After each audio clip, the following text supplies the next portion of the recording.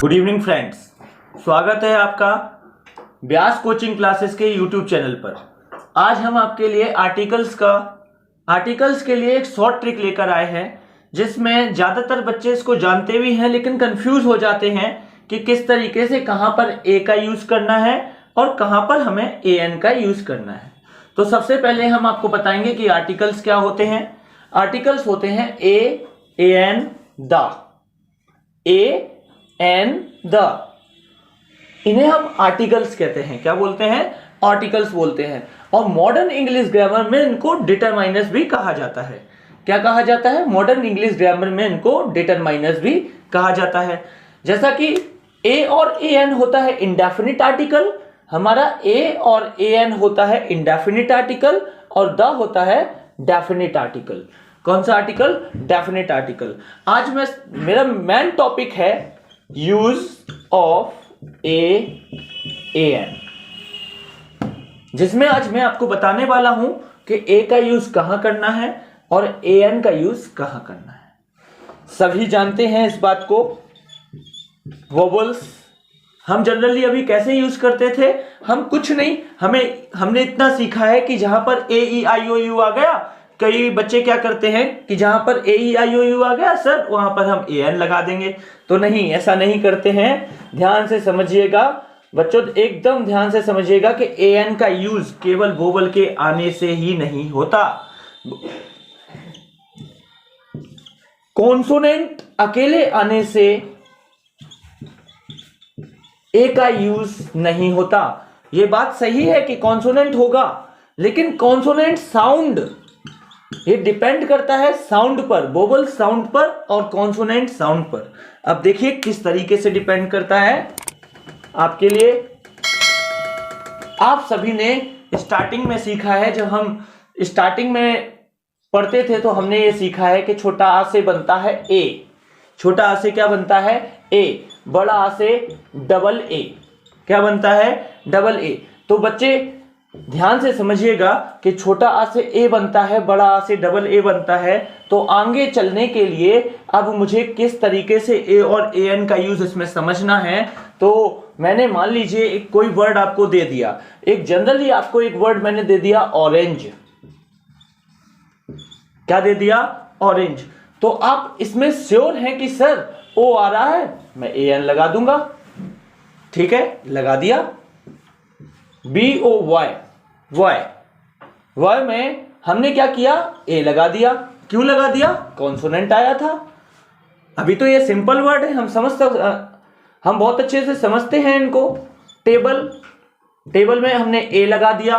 क्यों लगा दिया? क्योंकि टी कॉन्सोनेंट है, टी कॉन्सोनेंट है, इसलिए हमने इसको लगा दिया। लेकिन आप समझ लीजिए कि मान लीजिए इस तरीके से ना होकर चेंज होकर आपके सामने आ जाता है, तो आप कैसे करेंगे? मान लीजिए एक वर्ड आपके सामने आ गया यूरोपियन,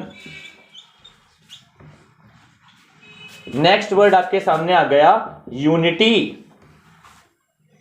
तो फिर आप ए का यूज कहां करेंगे और ए एन का यूज अब कहां करना है?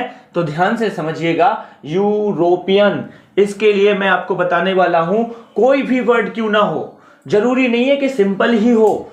यूरोपियन, इसको हिंदी में राइट कर लीजिए। इस तरीके से हम इसको हिंदी में राइट करेंगे, यूरोपियन करेंगे ना।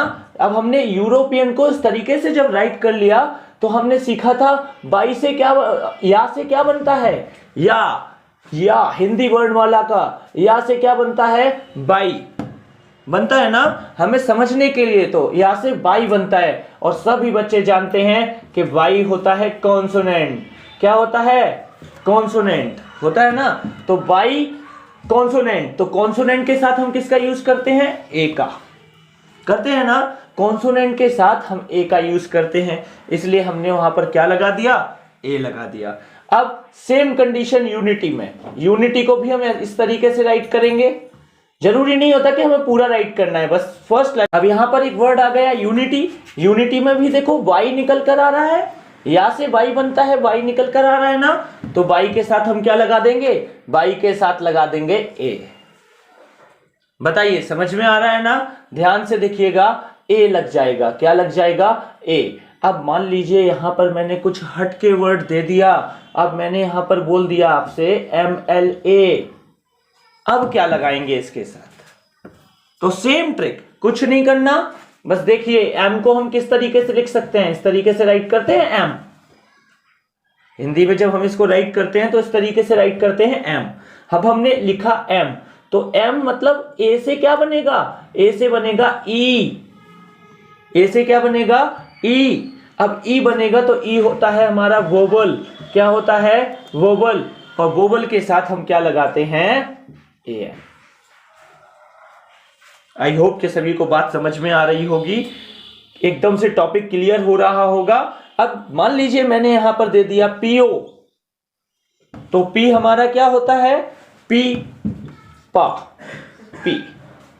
तो देखिए पी से फिर से बनाओगे तो पी ही निकलेगा, और पी हमारा कॉन्सोनेंट होता है इसलिए आ जाएगा ए। क्या आ जाएगा ए आ जाएगा। सबको समझ में आ रहा होगा कि क्या आ जाएगा ए आ जाएगा। बस ये सिंपल सा छोटा सा टॉपिक था ए और ए एन यूज करने का। कोई भी टॉपिक क्यों ना हो, कोई भी वर्ड हमारे सामने क्यों ना आ जाए, इसी तरीके से हम क्लियर करते हैं। लेकिन एक बात और गौर करने वाली बात थी कि लेकिन ए और ए एन जिन्हें हम इंडेफिनिट आर्टिकल बोलते हैं, ये ए और ए एन केवल, याद रखना, सिंगुलर, कभी भी। अब कई बच्चे ये कहने लग जाते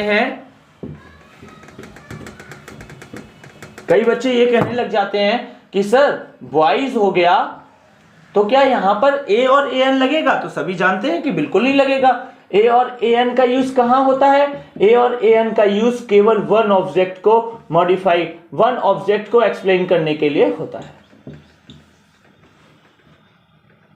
है ना। अब प्लूरल, जहां कहीं पर भी प्लूरल